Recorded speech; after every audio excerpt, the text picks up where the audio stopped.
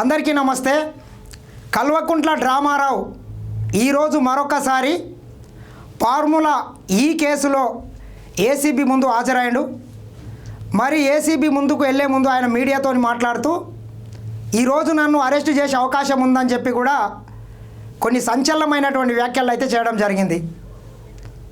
ఆయన చేసినటువంటి శుద్ధపూస పనులకు, ఆయన చేసినటువంటి లంగ పని, ఆయన చేసినటువంటి దొంగ పని ఇది 100% తప్పు అని, ఖచ్చితంగా ఈరోజు నేను చేసినటువంటి తప్పుడు పనులకు ఖచ్చితంగా నన్ను అరెస్ట్ చేసే అవకాశం ఉందని చెప్పి ఆయన్నే మీడియాతో మాట్లాడి వెళ్ళిపోవడం జరిగింది. ఇక ఆయన మామూలుగానే ఆయన ఏసీబీ కార్యాలయంకి వెళ్ళడంతోనే కొన్ని వందల మంది బీఆర్ఎస్ పార్టీకి సంబంధించినటువంటి కిరాయి ఆయన కూలి మనుషులంతా వచ్చి ఆ ఏసీబీ ఆఫీస్ ఉండేటటువంటి పరిసర ప్రాంతాలు మొత్తం అదంతా నిండిపోయి కేటీఆర్ అరెస్టుని కూడా ప్రకటిస్తే ధృవీకరిస్తే ఏసీబీ పెద్ద ఎత్తున నిరసనలు తెలియజేయాలి, అదేవిధంగా ప్రభుత్వ ఆస్తుల్ని కూడా ధ్వంసం చేయాలనేటటువంటి ఒక ఎజెండా పెట్టుకొని వాళ్ళు ఈరోజు అక్కడ ఉన్నట్లు తెలుస్తున్నది. మనం చూసినాం ఇటీవల కాళేశ్వరం కమిషను కేసీఆర్కు నోటీసులు ఇచ్చి ఆయనని విచారణకు పిలిస్తే ఒక్కడు కూడా రోడ్ల మీదకి రాలేదు. కానీ మరి డ్రామారావు కేటీఆర్కు నోటీసులు ఇచ్చి ఆయనని విచారణకు పిలిస్తే మాత్రము ఇది మొత్తం రాష్ట్ర వ్యాప్తంగా పెద్ద వార్త అవుతున్నది.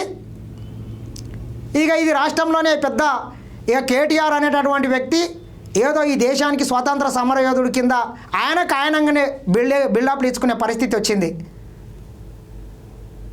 ఏమన్నా ఆయన స్వాతంత్ర సమరయోధుడా? ఎందుకు అరెస్ట్ చేయకూడదు? వాళ్ళ అప్ప సొత్తు అన్నట్లు 55 కోట్ల రూపాయలు తెలంగాణ ప్రజలు కట్టినటువంటి ట్యాక్సుల్ని ఆర్థిక శాఖ ఆమోదం లేకుండా, మంత్రిమండలి ఆమోదం లేకుండా వీని అప్ప జాగిర్ అన్నట్లు అక్రమంగా ఎక్కడనో లండన్లో ఉండేటటువంటి ఈ ఫార్ములా ప్రతినిధులకు తన ఇష్టం వచ్చినట్లు ట్రాన్స్ఫర్ చేయడం జరిగింది. మరి ఈయన చేసినటువంటి చక్కదానికి మనం కూడా చూసినాం. ఆర్బీఐ కూడా నీవు లంగ పని చేసినావు, నీ దొంగ పని చేసినావు, ఆర్బీఐ నిబంధనలు పాటించలేదు అని చెప్పి 10 కోట్ల రూపాయలను ఈయన చేసినటువంటి చక్కదానానికి పెనాల్టీ వేయడం జరిగింది. ఆ పెనాల్టీని కూడా మన హెచ్ఎండిఏ భరించే పరిస్థితి వచ్చింది.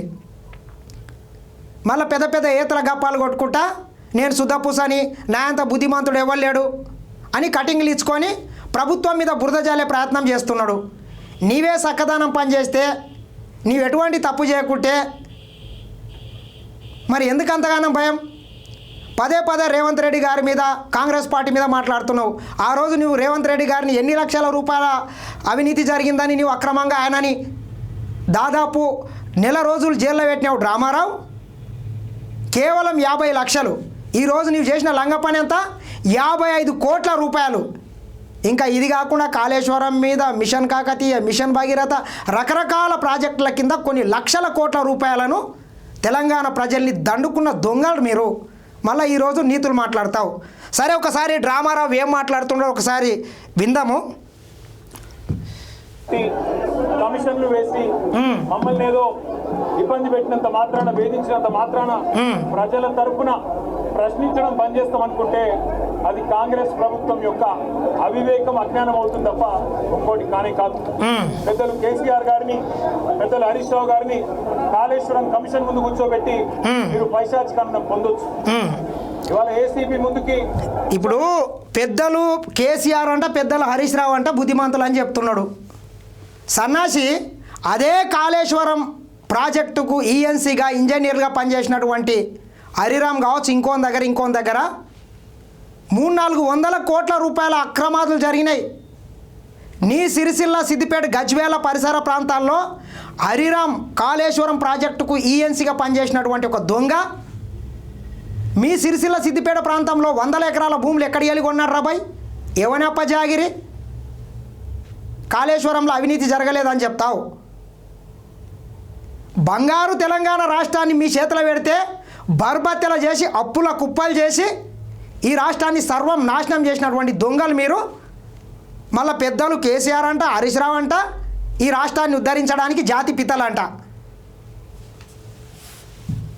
పిలిపించి కొంత మానసికంగా రాక్షసానందం పొందుతూ ఉండవచ్చు. అవసరమైతే అరెస్ట్ కూడా చేస్తారు కావచ్చు. 100కు నీవు చేసినటువంటి లంగ పనికి 100కు 200% అరెస్ట్ చేయడమే కాదు, బొక్కలేసి నీ మక్కలు ఇరగొట్టాలి, తిన్నదంతా కక్కియాలి. మీ అప్ప జాగిర్ అన్నట్లు అమెరికాలో ఓయో రూమ్లలో బాత్రూములు సాఫ్ చేసేటటువంటి వ్యక్తి నువ్వు 2009 కన్నా ముందు. ఈరోజు వేల కోట్ల ఆస్తులు, అమెరికాల ఆస్తులు, కెనడాల ఫామ్ హౌజులు, జన్వాడల ఫామ్ హౌజు, జగదేవ్పూర్ల ఫామ్ హౌజు, బుర్జు ఖలీఫాల బంగ్లాలు, సొంత పేపర్లు, టీవీలు, విమానాలు, చార్టెడ్ ఫ్లైట్లు, ఈ దేశవ్యాప్తంగా వివిధ నగరాలలో వివిధ పట్టణాలలో బీఆర్ఎస్ పార్టీకి సంబంధించినటువంటి పార్టీ బిల్డింగ్లు ఎక్కడికి వెళ్ళి వచ్చినాయి? ఈ దేశంలోని అత్యధిక రిచెస్ట్ పార్టీగా బీఆర్ఎస్ పార్టీ 2వ స్థానంలో ఎట్లా నిలుస్తుంది బీజేపీ తర్వాత? ఏమన్నా బసొత్తు? తెలంగాణ కోసం గతంలోనే జైలుకు పోయి వచ్చిన వాళ్ళం. అవును. హైదరాబాద్ బ్రాండ్ ఇమేజ్ ను పెంచే ప్రయత్నంలో భాగంగా హైదరాబాద్ బ్రాండ్ ని కాపాడే క్రమం, హైదరాబాద్ బ్రాండ్ని నీ అంత ఎవడు పెంచలేదు, నీ అంత హైదరాబాద్ బ్రాండ్ని ఎవడు పెంచలేదు. కాంగ్రెస్ పార్టీ ఆ రోజు ప్రతిష్టాత్మకంగా ఔటర్ రింగ్ రోడ్ కట్టి నిర్మిస్తే వీళ్ళప్ప జాగిర్ అన్నట్లు 30 సంవత్సరాలకు లీజుకి ఇచ్చిండా. ఇది వీళ్ళు పెంచిన బ్రాండు. హైదరాబాద్లో డ్రగ్స్, పబ్స్, ఎన్ని కేసులు కాలేదు హైదరాబాద్లో? ఈ తెలంగాణ రాష్ట్రాన్ని దేశంలోని అత్యంత తాగుబోతులను చేసినటువంటి ఘనత కూడా వీళ్ళకి దక్కుతుంది. ప్రతి సంవత్సరం లిక్కర్లో ఎన్ని వేల కోట్ల ఆదాయం వస్తుంది రాష్ట్రానికి?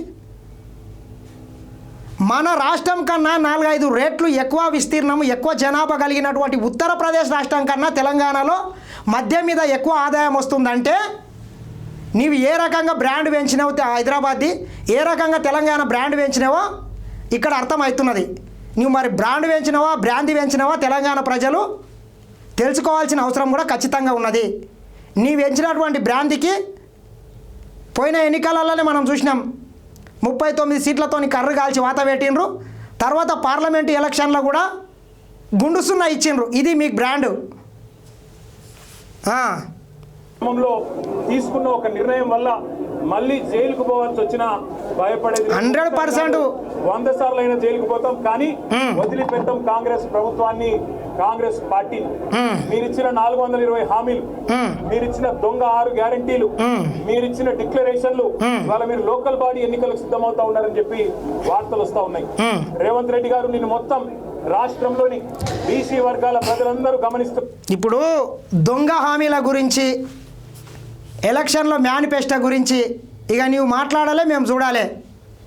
కాబోయే తొలి తెలంగాణ రాష్ట్రానికి ఒక దళితుడు సీఎంగా ఉంటాడు. కేసీఆర్ మాట అన్నాడంటే తల నరుక్కుంటాడు, కానీ మాట తప్పను అన్నటువంటి మహానుభావుడు ఎవడు? మరి ఎందుకు చేయలేదు?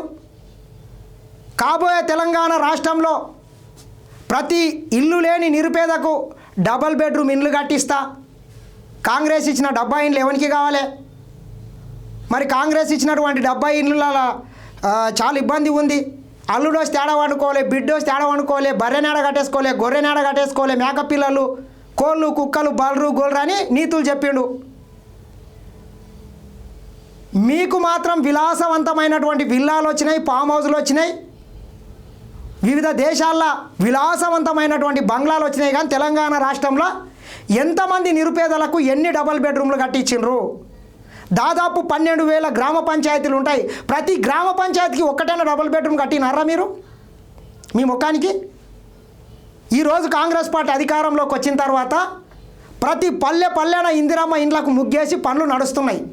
ఊరుకు 10-20 అన్న అనుకో. మరి నువ్వు 10 ఏళ్ళు ఏడగట్టినావు బిడ్డ? నీ సిరిసిల్ల, సిద్దిపేట, గజ్వేల్ తప్పితే ఈ రాష్ట్రంలో ఇంకెక్కడన్నా నీళ్ళు వచ్చినాయా, నిధులు వచ్చినాయా, నియామకాలు వచ్చినాయా, డబుల్ బెడ్రూమ్లు వచ్చినాయా? మరి దళితులకు 3 ఎకరాల భూమి ఎందుకు ఇవ్వలేదు? ప్రతి ఇంటికి ఒక ఉద్యోగం ఎందుకు ఇవ్వలేదు? హామీల గురించి ఇంకొక దాని గురించి నువ్వు మాట్లాడాలనా? సిగ్గుదాపినోనివి.